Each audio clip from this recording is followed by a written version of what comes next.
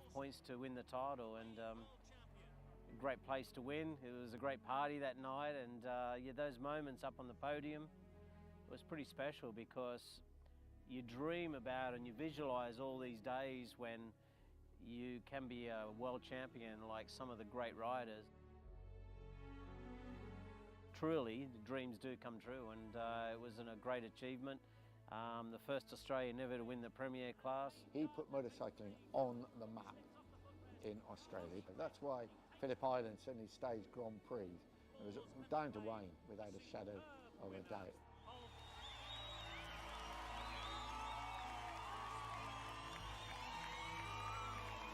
Well, I got to thank everybody for coming. It's just unbelievable. Certainly something I really didn't expect.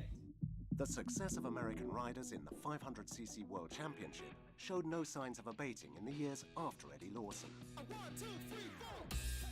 Wayne Rainey and Kevin Schwantz forged another of the sport's truly great rivalries as they wrote the final chapter of this legendary era of American 500cc icons. Return to 500cc Grand Prix racing this year. Schwantz from Gardner. And is Schwantz pulling away in these closing? Was it the fiercest ever? Yes, I think it was. I think it was because it was so constant and so personal, and it went on for so long. Absolutely bitter. No, they just did not get on. Very personal, very fierce. Yeah, great to watch, but oh, dear me. You've been going first. Well, I think the rivalries, Kevin and mine was real. There was, it wasn't made up. I mean, it was in the beginning of our rivalry together. It was not very friendly, but as we got older and in the beginning, hatred. Exactly. I think I'll say it. I think he will too.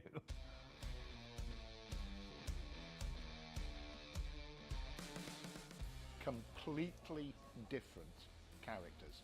It's no wonder they hated each other when they were racing. It was California versus Texas. It was Suzuki versus Yamaha. It was Dunlop versus Michelin. Any reason they could find to hate each other, they used it. They had very different approach to racing. Wayne was much more considered. He would be prepared to take a second place to get the points for the championship, whereas Kevin could only see the checkered flag. It was win or bust. And it made a fantastic show, a double act, the two of them. It really was.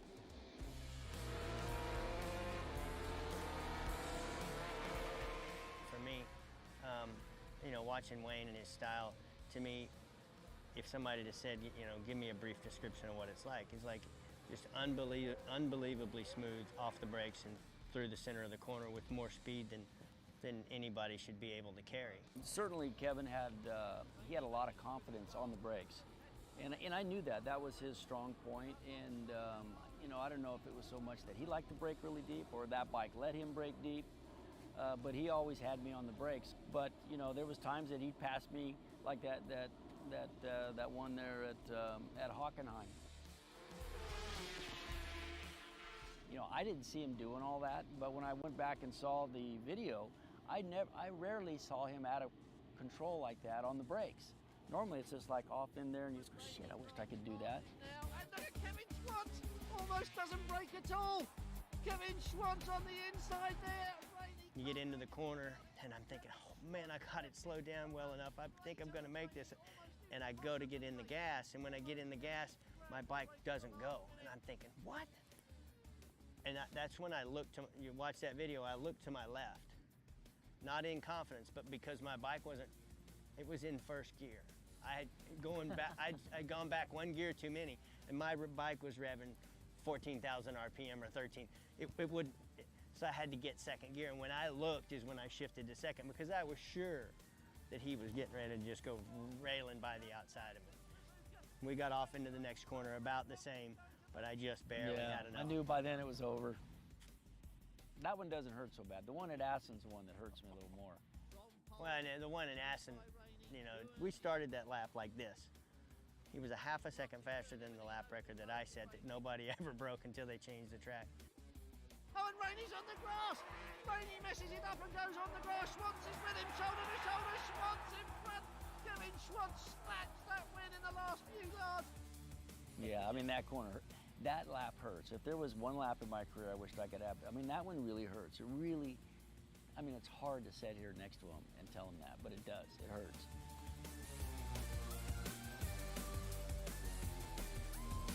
It was very hard racing, but fair.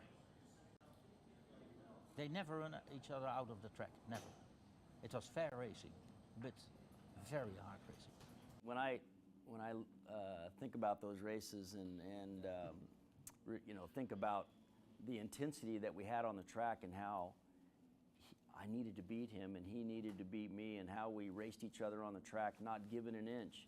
You know, that's the emotion that you want when you race. You want that all the time. And now that we're talking about this, it's I can go right back to some of those you know, thoughts that I had, and I haven't had these thoughts in 22 years or 23 years. So it's you know, I can still get a heart rate out of it. So it was fun.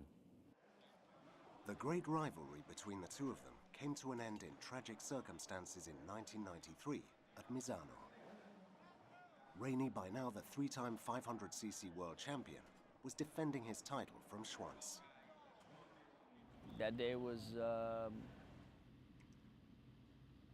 it's difficult to talk about, obviously, because my life changed so much after that day.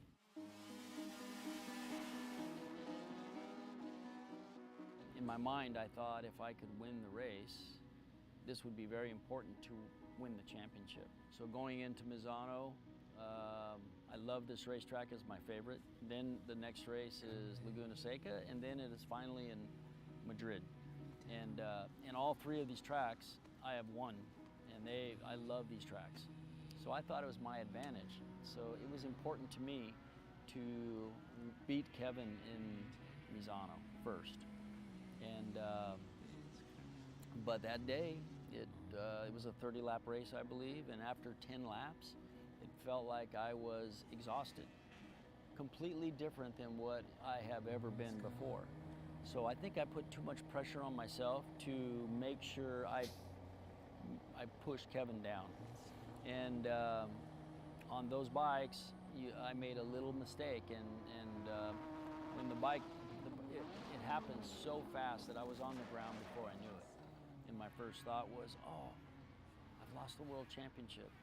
And then I realized that I am going very fast, and I don't know which way is up and down, and you know, when I finally stop, I feel this, you know, bad pain, and I'm not, the pain is not natural, and it was more pain than I ever feel before, and I feel for sure maybe this is the end of my life. This is the kind of pain I was having, and I was very nervous to think like this, but yeah, it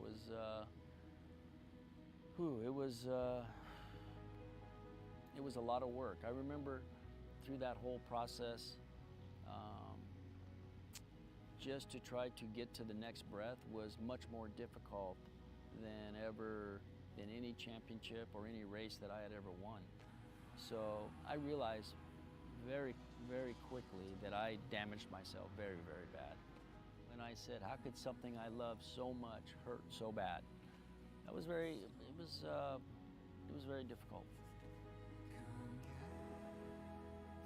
When Wayne got hurt, his biggest problem when he got hurt was that he couldn't race again.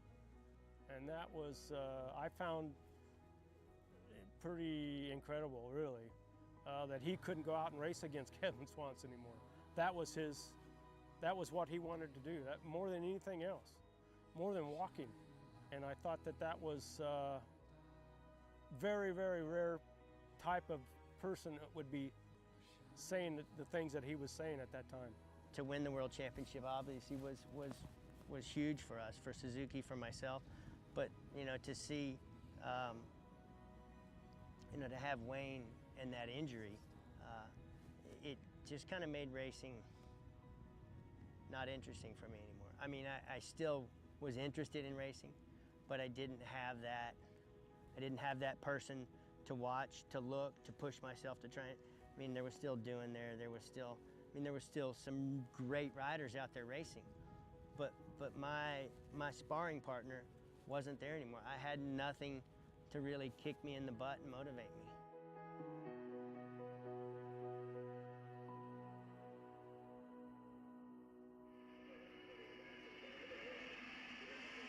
Ángel Nieto, figura destacada en motociclismo, reafirma su clase de campeón mundial en las categorías de 50 y 125 centímetros cúbicos.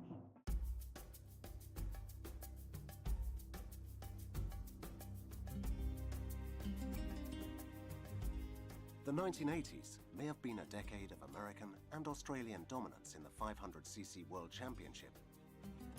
But in the 80, 125 and 250cc categories, the glory belonged very much to Spain.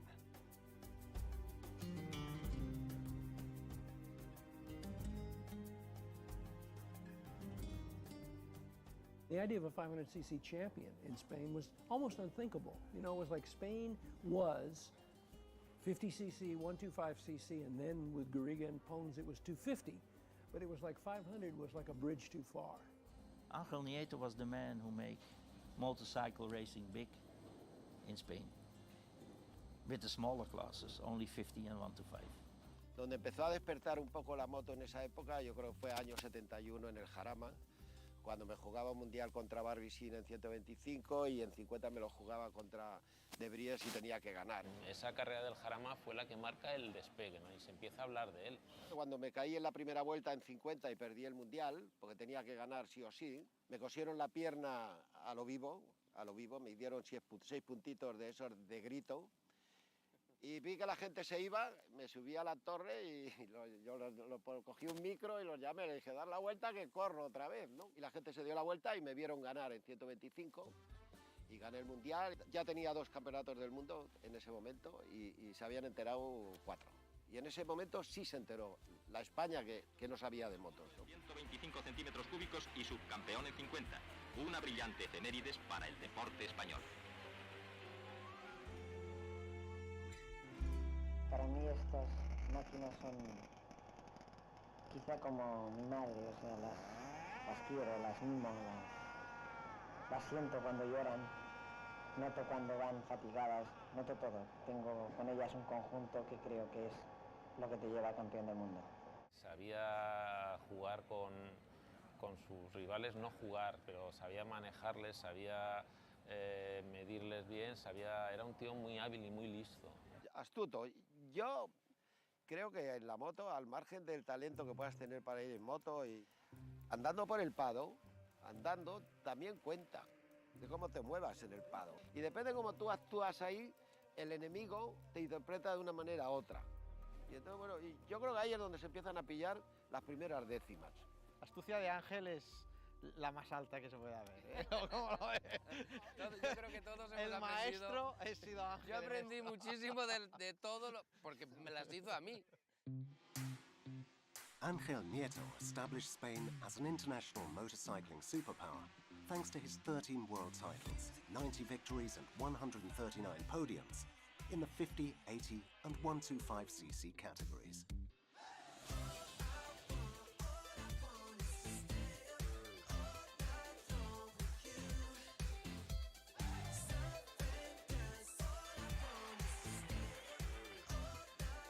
And coinciding with Nieto's final years on the world stage, arrived Sito Pons.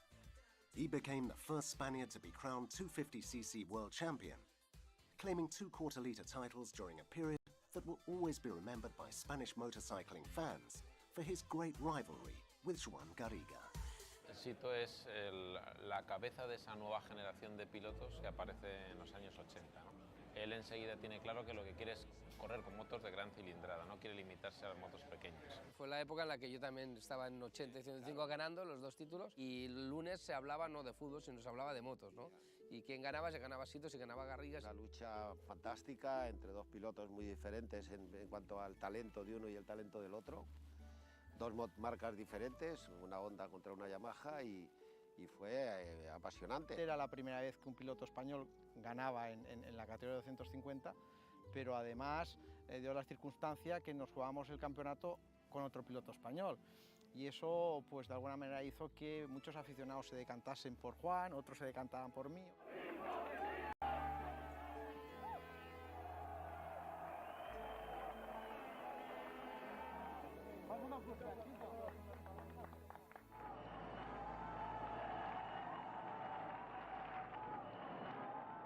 Bueno, en los 90 es una época de transformación. O sea, después de haber conseguido los títulos de 2,5, Sito, el objetivo que se marca es 500. Eso era de alguna manera mi sueño, ¿no? Llegar también a ganar en 500 centímetros cúbicos y la verdad es que no pude ganar y fue entonces cuando empecé a pensar que el único piloto español que podía de alguna manera heredar todo eso pues era Alex. Bueno, a mí me subieron en la 500, yo no creo que no tuve ni tiempo de pensarme la oferta, ¿no? Una decisión muy criticada en su momento porque consideraban que era una locura subir a Cribillé en una 500 porque no había hecho resultados en 2,5. Hombre, una categoría muy difícil porque entonces estaban el Rainy, Swans, estaba Duhan, estaba Lawson, estaban pilotos que cuando te pasaban, no te pasaban despacio, sino que te pasaban derrapando y con los movimientos y se iban, ¿no? Era difícil coger rueda de esos pilotos, ¿no? Pues la verdad es que fue un éxito sin precedentes, porque en la tercera carrera subimos al podio en Malasia y en la sexta ganó.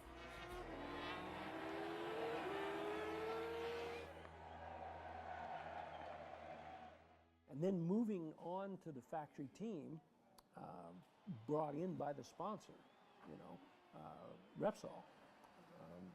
To Mick, it was like, okay, there's a Spaniard on my team because we got a Spanish sponsor. But then Crivier just kept getting faster and faster and faster. I don't think anybody really ever pushed Mick as hard as Alex did. Alex, you know, I got along well with him off the track, on the track, and in the pit box. He was a pain in the ass. You lean on me. Right. No, you weren't. I was on the inside. You know what racing is? I was on the inside. I was in front of you. Bullshit. You were never in front here. I just stick it back underneath you and we try to go with you. You stay on the outside. Your perception of racing needs to be fine-tuned, I think. Consigue rivalizar con Duhan y finalmente en el 99 ganar el Mundial. Fue un Mundial diferente, Duhan está fuera de juego por una lesión, pero la autoridad con la que gana Cribillé el Mundial de 500 es indudable. I'll quote you something Mick Doohan's brother Scott Doohan said to me. Scott Doohan said, he's a good boy, he's worked hard, and he used the Australian phrase, he's done the hard yards. He deserves the title. Habíamos ganado títulos de 50, de 80, 105, de 250 y nos faltaba el de 500, ¿no? Y la verdad que yo creo que es un poco el antes y el después. Al final yo creo que el título de Alex en el 1999, yo creo que es la culminación de todo este trabajo de todos estos años.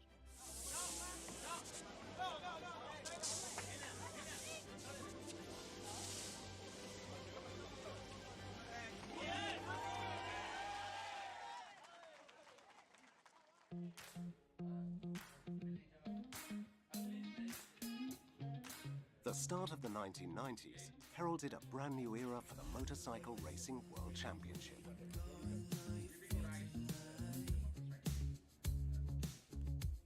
Thank you, Carmelo. Dorna arrived at a time when racing was in turmoil. The FIM was fighting with the IRTA, the Teams Association. Bernie Ecclestone was circling the TV rights. The TV rights hadn't been put together. Frankly speaking, was a very critical situation because we were living at the same time with two worlds. The worlds of the International Federation and the worlds of the big teams, industry. The championship was more like an amateur and championship, and there was no real promoter that really wanted to make something good out of this product. En el año 90, la Federación Internacional de Motociclismo decide hacer un concurso para la adjudicación de los derechos de televisión del Campeonato del Mundo de Motociclismo a partir de 1993. And there were an invited number of bidders. Dorna was not one of those invited bidders. There was Mark McCormick, there was Bernie Ecclestone, Flamini, I think RPM in Barcelona, was bidding also, but Dorna made a bid, unsolicited bid, that was actually the highest offer. And there was quite a bit of drama with that. The 1992 season started at Suzuka under a cloud of doubts. On one hand, Two-Wheel Promotions, the company run by Bernie Eccleston, was negotiating rights with the circuits and with IRTA. On the other, Dorna was managing television and commercial rights.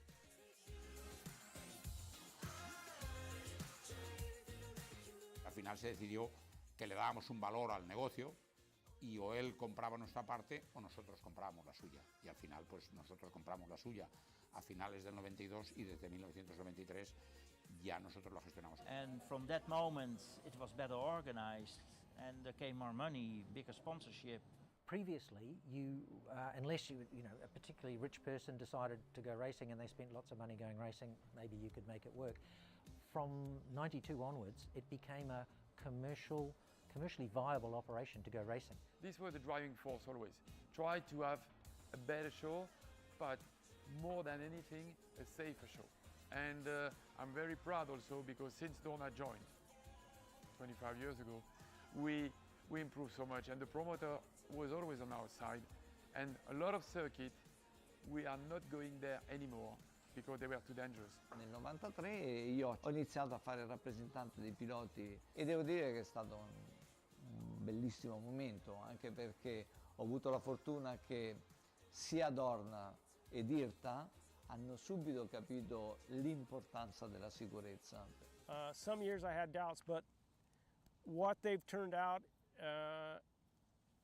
is, in my opinion, the best racing in the world. Dorna took complete control of the World Championship, working alongside the FIM, IRTA and MSMA.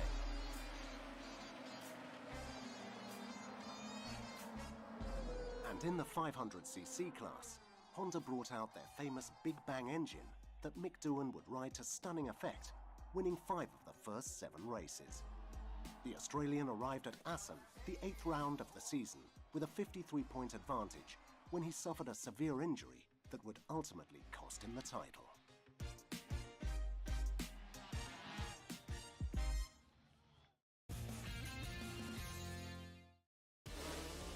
The 2020 AMA Supercross Series. Big names versus rookies. Don't miss Red Bull MotoSpy. Now available on Red Bull TV.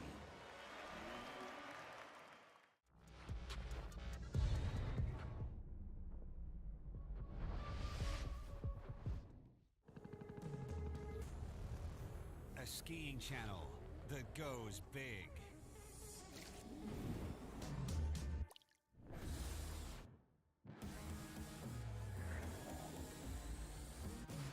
The best movies and series, ultimate lines, and outstanding big mountain contests.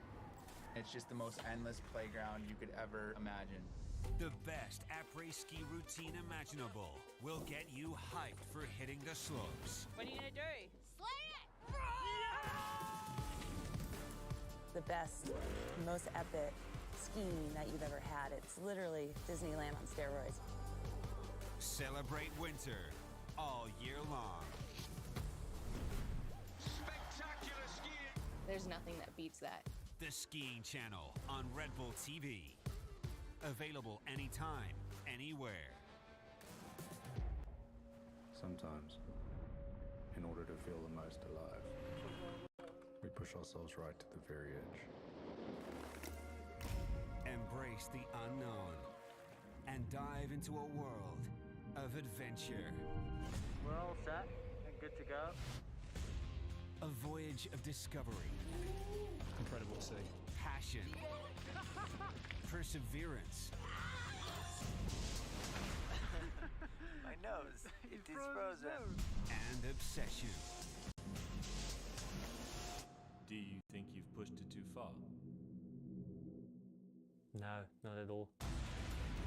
Experience life beyond the ordinary. Coming to a place like this, it's just like magic. What a trip. Tune in to the Adventure Channel on Red Bull TV.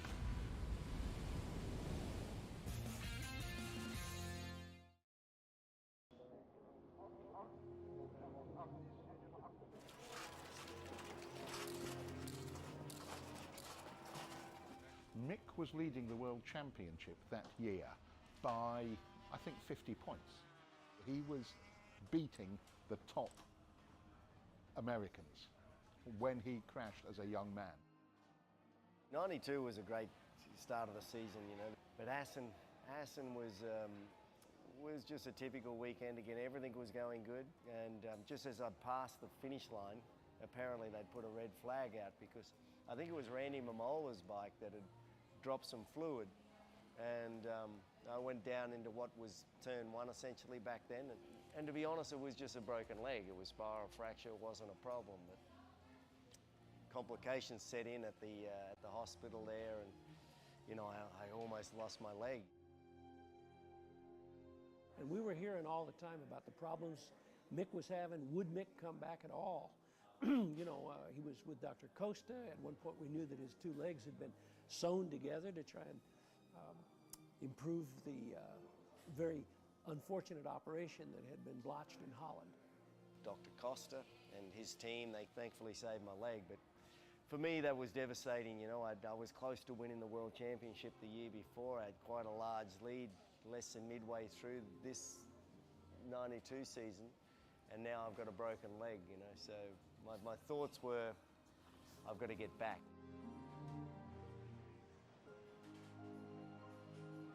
When Mick came back to Brazil, he was a shadow of himself. He was weak, he was feeble, he looked like an invalid. He wasn't an invalid.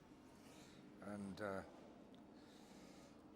Rainey had to beat an invalid, so, you know, it took away from Rainey's achievement, and it robbed Mick of something that he probably should have had. It was quite a sad year, really. I'd say 99% of people in the world would have never come back from that injury to do anything, let alone go on and win 5 world titles, which he did.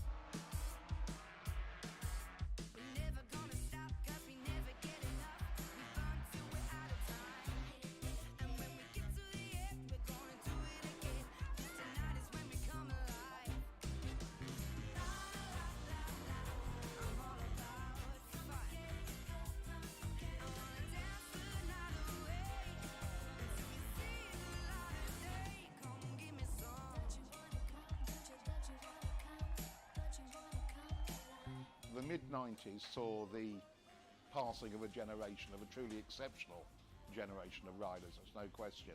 What happened after that generation was Mick Doohan took over and dominated, and you really went 5 years without believing that anybody else could win a world championship. In fact, you didn't believe anybody else could win a race most of the time. Doohan was almost invincible. There were so many good guys I had to beat. Loris Capriossi, Luca Catalora, John Kaczynski, Darryl Beattie. And then there was also the Argies, the Gibbernaus, the Alex Riviers. So there's a lot of tough guys, you know. So to pinpoint one guy, it was, you know, probably my biggest competitor was me. You know, the biggest guy I had to beat was, you know, myself.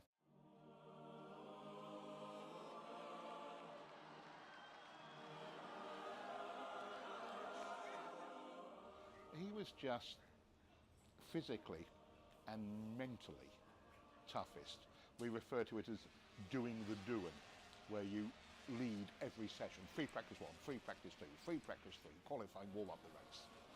You know, Mick hated it if he was second in any of those sessions. And he has had to win, like nobody I've met. Winning was easier than finishing second. You know, for me mentally, I couldn't put up with myself if I'd finished second. And then I just wanted to win races, because winning races was what I wanted. That's what a racer does. And forget about the championship. If I won enough races, then perhaps I'll win the championship. And so that's what the motivation was for me, to keep myself coming back and keep pushing myself. And there was one he won by 35 seconds or something. None of the rest saw which way he went. And he says, that's the best one. You know, you expect it to be one where there's a big dice and no. It's the one where he hammered the opposition, humiliated them and hammered them into the ground. Mick Doohan beat people by that much, and that's the way we should remember him.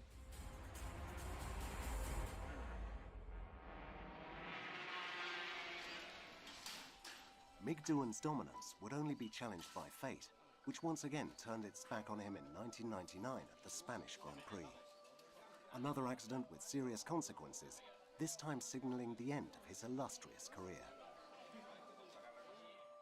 Ha un polso sinistro rotto, un ginocchio destro rotto, una grande ferita nella zona dorsale destra e una frattura della spalla destra. The good guys don't crash that much. You know, I didn't crash that much, but when I did, I did it properly. And so, but you know, it's inevitable that you're going to injure yourself at some point in time. And you know, nobody really comes out of the sport unscathed. Even Mick Doohan eventually was hurt one time too many by the 500s, and there was no tougher man in racing than Mick Doohan, ever. And they even finished him. What he achieved already was incredible just on paper, but what he achieved through his injury and his comeback and all these other aspects, nobody in racing history has come close to that, in my opinion.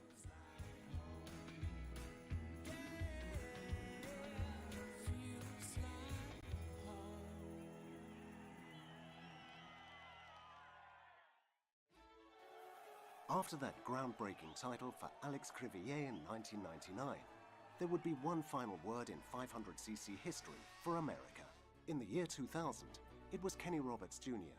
taking the last 500cc World Championship for the US and making further history as the Roberts became the first father and son to have lifted the premier crown. So when your dad's three-time world champion and you're 78, 79, 80, I'd have been 5, 6, and 7, that's pretty much, you know, your only goal. It was 500cc world champion. That's all that mattered to me. I felt 2000 was our year that we would be ready to, and probably the only year. I mean, I remember my dad and I talking about once Valentino starts to get better on the Honda, that it's going to be very difficult for anybody else on a Honda to keep the pace.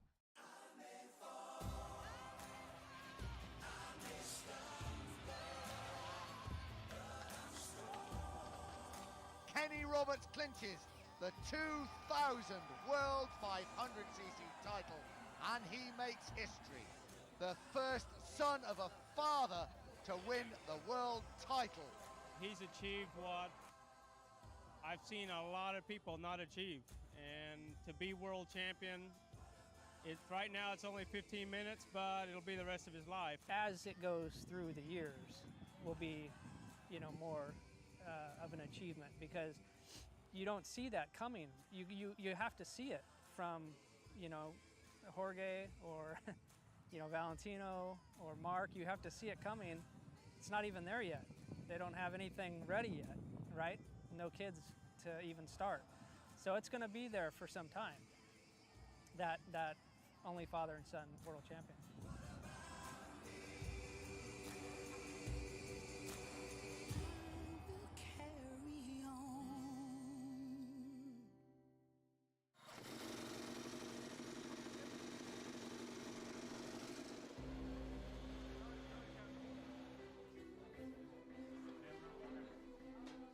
Nel 2002 c'è stato il grande cambiamento dal 2 tempi al 4 tempi, una nuova era, quella delle Moto GP moderne. Io l'ho guidate per qualche anno e fu un grande cambiamento. When it happened, it was the biggest single change in the regulations of the sport in the 60-year history. But the real problem was the Japanese manufacturers no longer had any interest in developing the two-stroke. You couldn't sell two-strokes to street bikes because of emissions, eco reasons. So things had to change. Quando si è cominciato a capire che si passava dalle 2 tempi alle 4 tempi, soprattutto i piloti non erano molto contenti, perché la 500 2 tempi era una moto bellissima, molto tecnica, molto affascinante. Quindi passare alle 4 tempi, che erano, diciamo, più la superbike, per i piloti della 500 era un po' una cosa di cui tutti avevano paura, me compreso. The thing that I remember is being at Suzuka in 2002 for the first race, and all of a sudden those evil man-eating V4 500cc two-strokes were made to look like mopeds. Quando sono arrivate le nuove moto abbiamo capito che comunque era un grande passo in avanti, quello era il futuro, e in poco tempo le moto sono diventate belle come le 500, ma più performanti, più veloci, ecco. The new four-stroke 990cc era was heralded by the emerging figure of Valentino Rossi. Over the past 15 years, the Italian has become one of the most lauded and loved riders in the history of the sport, winning 9 world titles, including 7 in Moto GP, 5 of which came back-to-back. Only the American Nicky Hayden was able to break Rossi's dominance in a sensational 2006 season that went right down to the final round. The one memory I remember is coming out of the last corner in Valencia and realizing my dream of being world champion at the highest level was coming true, and that was very, very special. You know, when you dedicate your life to something and a dream come true, it just feels really good, and I just want, you know, it's a proud day for me and my family. And I have a ton of respect for Valentino Rossi. As we know, I mean, he's the GOAT. He's the one to be the guy that beat him that year. I mean, it wasn't easy. I had a couple of breaks. Everything went my way, and to be able to beat him certainly made it extra special. Bueno, Rossi por su carisma natural y por cómo se ha vendido al público, por lo que ha significado para el público en el motociclismo, es lo que significó los Beatles en su época para la música o Michael Jordan para el baloncesto, en mi opinión, ¿no? Ha significado muchísimo. The thing that astounds me about Rossi is just how long he's been going, you know. So he's been, you know, he was racing 125 and 250s when I was competing, and, you know, really doing really well as well. Not just riding, he was winning and winning world titles, and he came to the 500 class, Moto GP, winning, and you know, essentially 16, 17 years later, he's still winning. He moved from Yamaha or Honda to Yamaha after Alex Barros, you know, had a very bad year, but the bike had developed through his comments, and Valentino jumped on it, and he's winning. Rossi goes through, there was an inch, and Rossi's done it, and there's nothing Biaggi can do about it. They break for the left-hander. Rossi is going to do it. The checkered flag is shown. Valentino Rossi wins the Africa's Grand Prix from Yamaha and from Max Biaggi.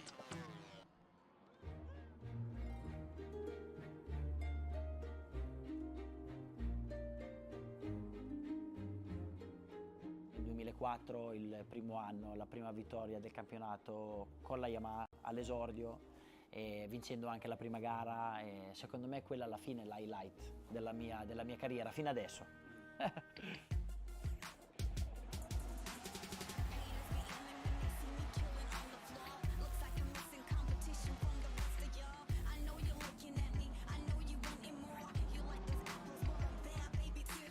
Yes, I make like this.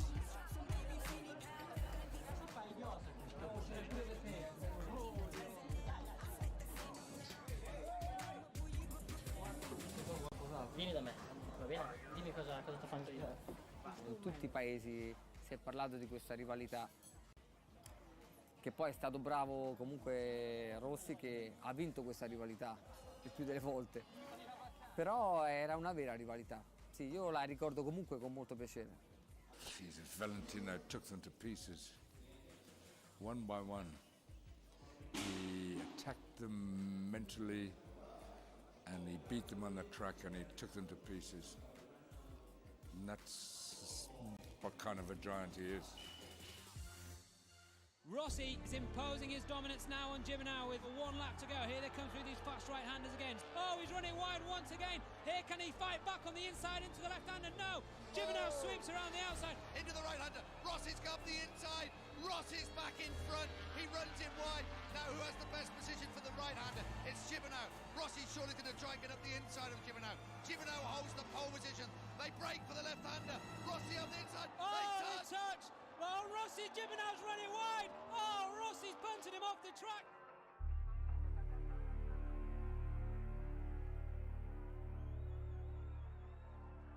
Dopo Gibernau, Biaggi, Capirossi, che abbiamo fatto delle lotte bellissime, secondo me la mia rivalità con Biaggi è stata quella più accesa, no?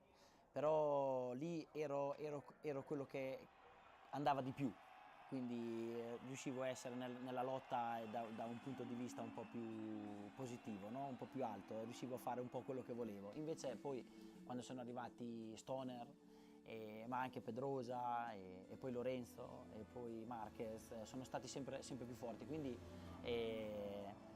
ho dovuto cercare di cambiare il mio approccio e soprattutto ho cercato di vedere anche da loro e di capire come si poteva andare più forte, no?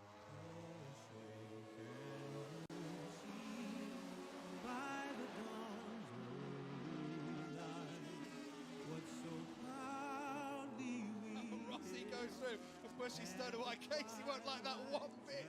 Tries to take in second position once more. Round the outside. Going up the Rahal straight. Unbelievable stuff from Casey Stoner. And Rossi comes straight back at the corkscrew. We haven't seen action like this as Rossi runs off track and pushes Stoner wide.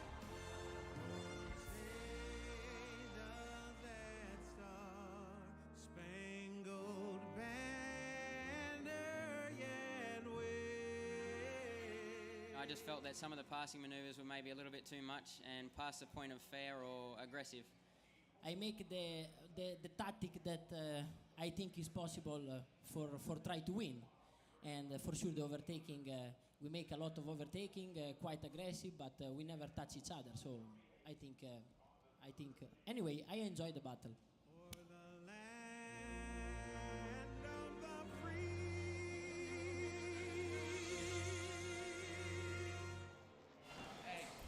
How's the shoulder? Is it okay? Is it okay? You have some problem with the shoulder? I make a mistake. Yeah. Obviously your ambition outweighs the talent. Ambition is tougher than.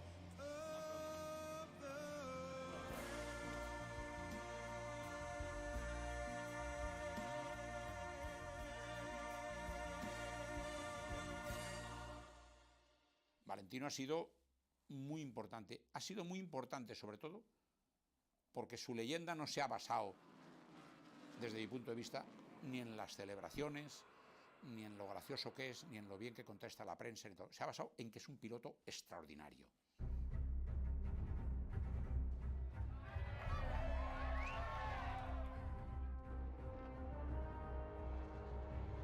Over the start and finish line, 2 laps to go, 200 miles an hour. Here comes Lorenzo up the inside. Oh, and he goes so close to Rossi as he goes past, and Lorenzo claims the lead. Oh, Rossi's got him back on the brakes into turn 1. Here he comes, down the straight. Jorge Lorenzo's going to go through, and he's gone through Valentino Rossi. Is he going to take the lead? He does. He made it stick this time round. Rossi trying to go round the outside, then on the inside of the right-hander. Oh, look at him hanging off the bike through turn 3. They head down so far. Here comes Rossi up the inside. Rossi retakes the lead. Valentino Rossi, but no, he's lost it again. Lorenzo leads the way. We ride with Valentino Rossi. Lorenzo now into turn 13.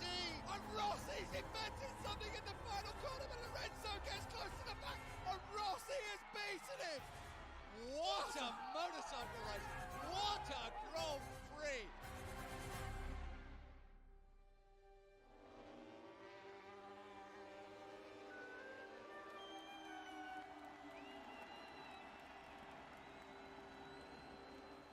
I grandi hanno tutto, hanno quel dono in natura, la bravura, l'intelligenza, e sono le cose più importanti. E lui ha tutto questo. Lo que está haciendo es de admirar, ¿no? Tantos años en MotoGP, en una carrera deportiva muy larga, y la está alargando, pero lo mejor es que la está alargando siendo favorito para el título. 2 to go, down the straight they come, 215 miles an hour. Rossi lines him up beautifully. Rossi up the inside, 46 versus 93. Rossi on the brakes and leads the way into turn 1. The crowd, every single one of the 100,000 people here are ready to salute the doctor, the master. Sono naturalmente molto orgoglioso di essere fra i più grandi piloti della storia delle moto, perché quando si inizia a correre è già un sogno vincere una gara, no? E invece essere diventato uno dei più forti, uno di quelli che ha vinto di più, è un grandissimo onore per me.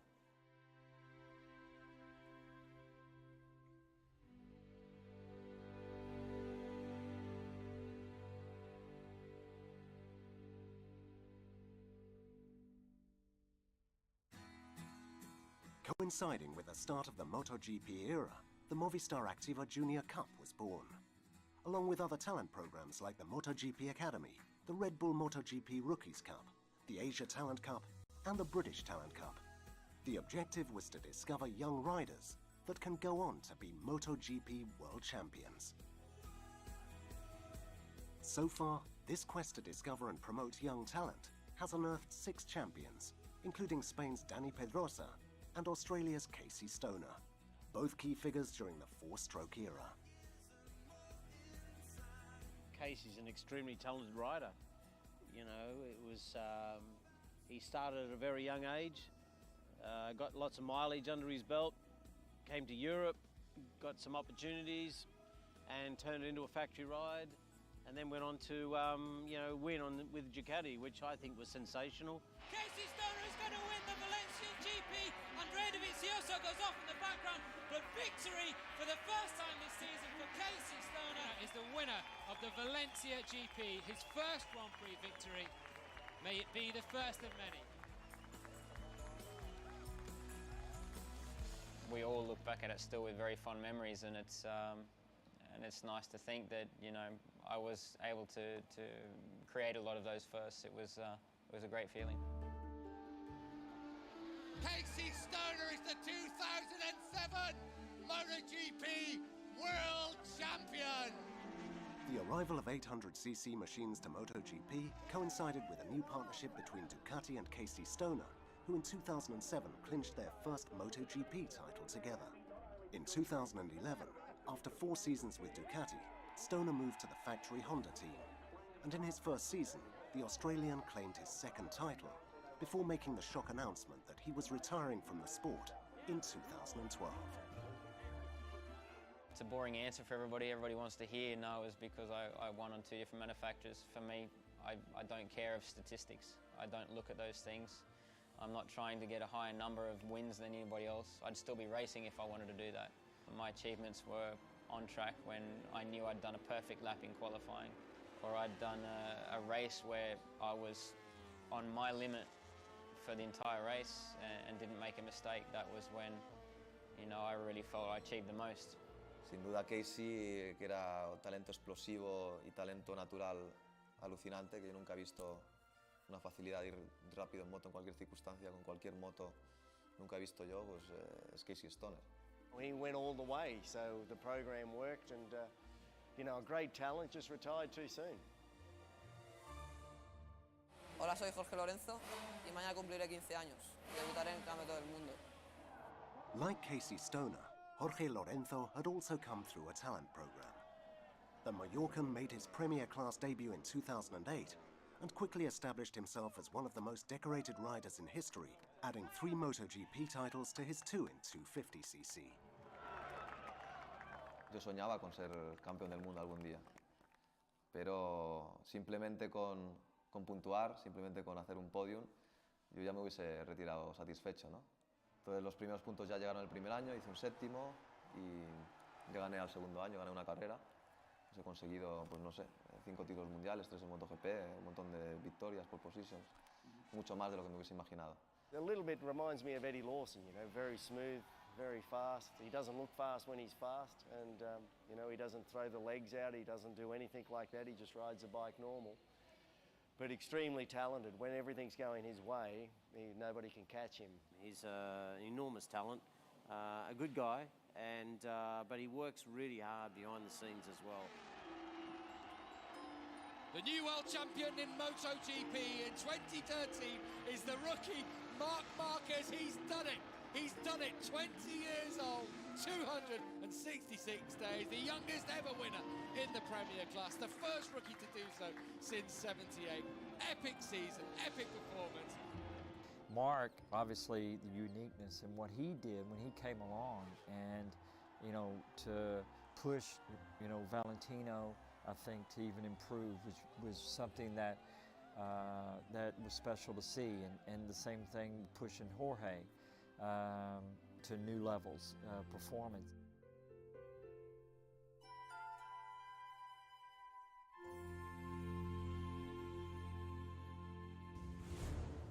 We arrive in Marquez. That's Rossi in front of them as they're coming up towards the corkscrew.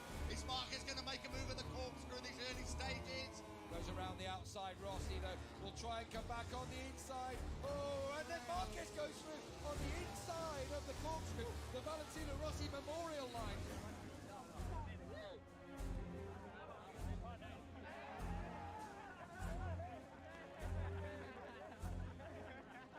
Yes, he have all the potential for become the greatest of all time, or better than me, or win more than me, because he's a great talented and have a great skills, and he's also very young. Here we go. 93 against 46. Rossi on the brakes. Rossi up the inside. Marquez has a bit of a moment on the brakes going into turn 5. Rossi leaves contact there between Marquez and Rossi. Marquez is down! Marquez has crashed out of second place in the Argentinian Grand Prix. Well, they touched on the exit of turn 5 as Marquez and Rossi went to flick into turn 6. Marquez clipped the back of Rossi and the world champion is down. Rossi still leads the way. Has Marquez got anything left? He is going to come late as they come into the chicane. There's going to be a lunge. There'll be a lunge for Marquez. He's up the inside of Rossi. Oh, Rossi just holds firm. Rossi's through the gravel. Rossi's going to win the race. Valentino Rossi wins the Dutch TT. What a dramatic finale. Marquez second. Rossi is the winner.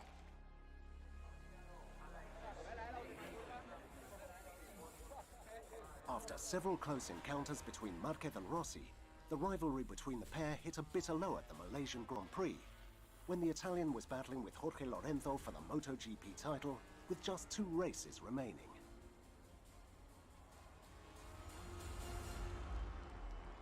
If we can say another race like this, especially we have to speak with him, with Marquez, because during the race was more difficult to understand, but after when I saw the race later was very clear that he play with us very much, and because mainly I think that his target is not just to win the race, but also help Lorenzo to go far and try to take more points on me. Do you feel that Mark helped you in Australia? Yeah, mainly in the last lap, a lot. Mark, did you play with them? Did you help Lorenzo to win the race? Of course no. Of course I did my race, and in fact, if I want to help Lorenzo, I didn't pass him in the last lap, and I didn't push in the limit, and I didn't take the risk. We ride with Valentino Rossi. Up they come towards turn 4. Here comes Marquez. Here comes Marquez. It was personal off the track on Thursday. It's personal on the track on Sunday here in Sepang. Rossi fights straight back through turn number 5. Epic battle between the old warhorse and the new master. This is Rossi's favourite overtaking point on the Grand Prix calendar. Brilliantly up the inside of Marquez. Marquez says take it straight back at turn number 10. Will Rossi cut back to the inside at turn number 11? You buddy, will Rossi up the inside. This is unbelievable action.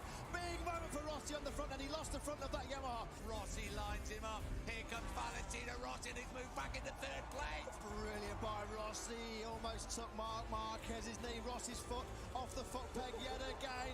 Side by side they come. Oh, Marquez thought about riding around the outside of Rossi at turn 12. Brave in the extreme, that would have been. He rides around the outside of turn 13 instead. He absolutely mugs Rossi on the outside. Rossi looks really close. Marquez is gone. Rossi was. Well, you've got to say, Valentino Rossi looks over his left shoulder. He slowed right down in turn number 14. At the age of just 23, and after some memorable battles, Marquez would claim his 3rd MotoGP title in just his 4th season in the Premier class. It was the 5th title of his career, and it came with a host of records along the way, surpassing the likes of Mike Halewood and Freddie Spencer. Cuando te comparaban pues con Freddie Spencer, con Duhan, que te comparen con ellos da mucho respeto. Pero yo creo que la clave de ese momento y de ahora también es que no me quiero comparar yo con ellos. No soy ninguna leyenda porque tengo 23 años y me queda mucho, ¿no? He's probably one of the most naturally gifted riders I've ever seen. You know, Marquez is unbelievable. You know, the talent that he has, what he can get away with on the motorcycle, and coming in, winning. You know, sure the bike's good, but other guys have got the same bike as well. But he's winning, and he's doing it, and lightning fast, aggressive, and a good young guy. It's been great to be honest, to watch Mark progress over the years. You know, he's been hugely entertaining for us. Too much sometimes, but you know, his talent was never doubted. The amount of talent that we have on the racetrack now is probably the best it's ever been.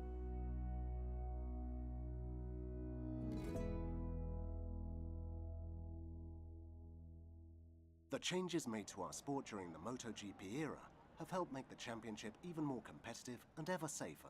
The creation of the Safety Commission in 2003 was one of the most significant moves. From a technical perspective, the rules never stop evolving. In 2009, a single tyre provider was established, whilst engine capacity in the Premier class was increased to 1000cc in 2012, when an open category was also introduced. The most recent big change has been the introduction of a spec ECU for all teams. It has also been an historic era for the smaller categories, with the creation of Moto 2 in place of 250cc in 2010, and Moto 3, which took over from the historic 125 class in 2012. All of these steps we've been taking with the single tyre, the single electronics, even with the specification of the four-stroke engines we use, that has all been cost and safety and trying to make it more competitive. We want a safe racetrack. We want the right promotion and the right people doing the right things around the racetrack. We want medical to be the right people at the right time. All the things that happen now, we wanted then, it just took us a long time to get it. Con la única cortapisa de la economía, me parece que si algo hemos hecho bien ha sido estar pensando siempre cómo podemos mejorar y luego compartir esas mejoras con los otros partners que tenemos. All together we're able to understand that we have to go to the same direction and to try to get an agreement. Sometimes, very few times, we didn't reach the agreement, but the other part of this group understood that, okay, maybe I don't support, but I will not be against. Then at the end, the result was what we can see right now today, 25 years later. Il livello è molto alto e siamo tutti vicini dal primo all'ultimo e avere in un campionato di così alto livello, no? 9 vincitori diversi in una stagione vuol dire che le cose stanno funzionando bene, perché non è così facile, e penso che per la gente che segue le nostre gare sono sempre emozionanti, sono sempre belle, e quello è il segreto della MotoGP, credo.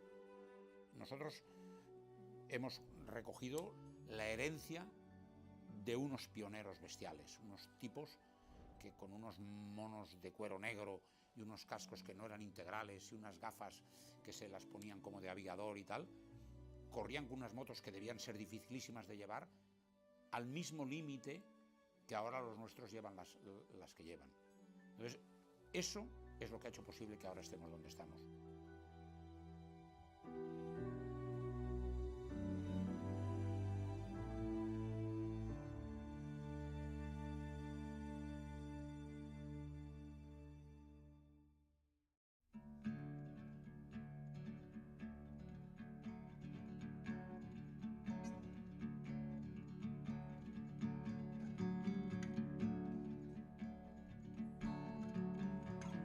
Riding this wave would be like a dream, but I don't have to worry about waking up. I just keep riding and riding and riding.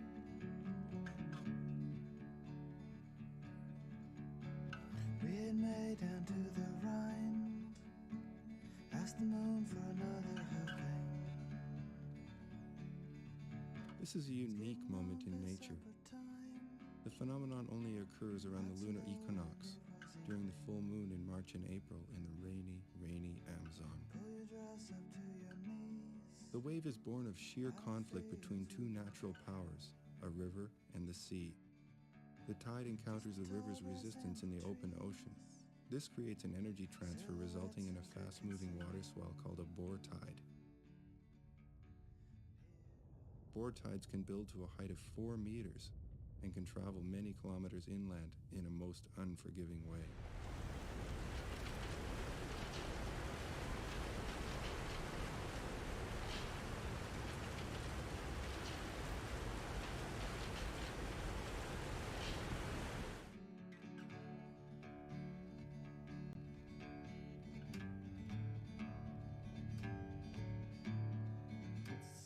It's every surfer's dream to ride an endless wave.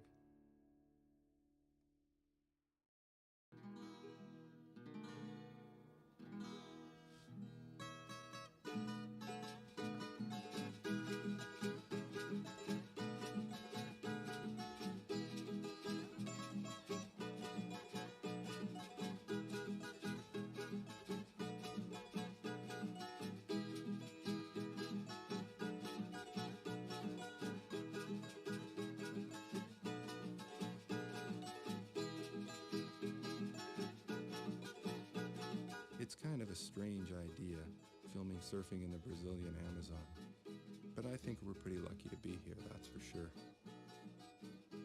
It took us 3 days and nights to get to the river village of Cotia, where we boarded this beautiful riverboat, the Eldorado. She's like a painting, every line and color. And as we move through all the different light, it changes in the most beautiful ways.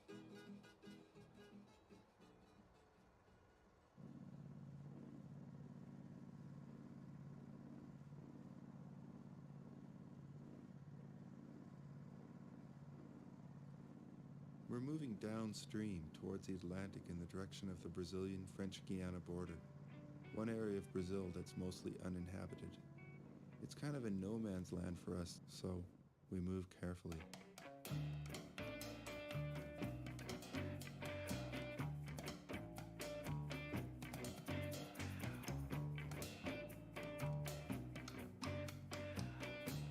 This is the muddiest river in the Amazon. And when we look at its smooth surface, it's hard for us to imagine these waters as anything but tranquil.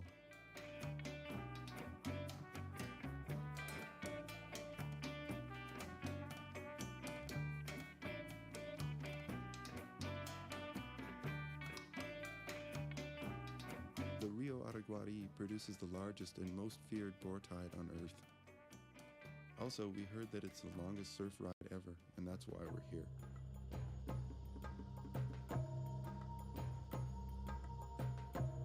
The river people here pattern much of their year around the arrival of the wave called Pororoca. Pororoca means big roar or big destroyer in ancient Tupi-Guarani language. The Pororoca can pull away land, trees, and boats.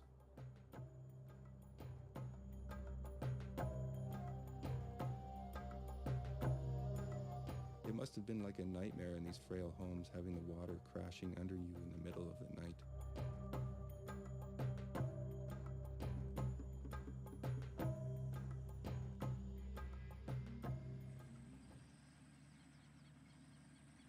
The first time surfers came here 6 years ago to ride the Pororoca wave, the people were in shock. They were so certain that the surfers would be killed that they pleaded with them not to go, some in tears. They said, "Pororoca kills. Please don't go." I was the first one to do the trip and rode the Pororoca in 1997. And I always wanted to come back. So here I am traveling down the river again.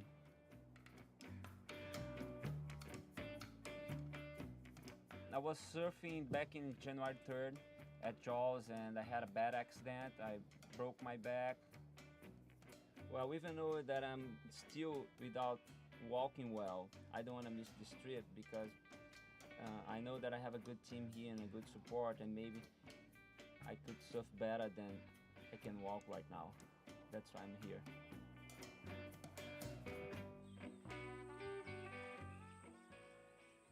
There are piranhas, crocodiles, and snakes, and a whole lot of nasty things in the river that can hurt you. But there's a little blood-sucking fish, a 5-centimeter long spiny catfish that can swim up your urine stream into your genitals. It's called a kangaroo. For guys, this is something way more frightening than a shark attack. So we wear tight-fitting swimsuits and never, ever urinate in the river.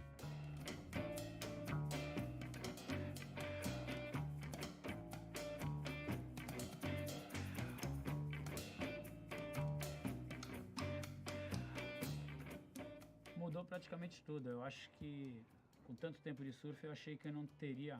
Picaruta has been surfing for so long, he didn't think there could be anything new to experience. But here's something so new, so different.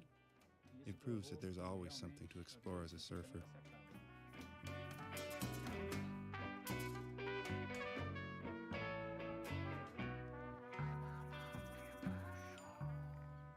You know, I'm a big wave surfer by profession, but I want to just keep exploring and finding new waves.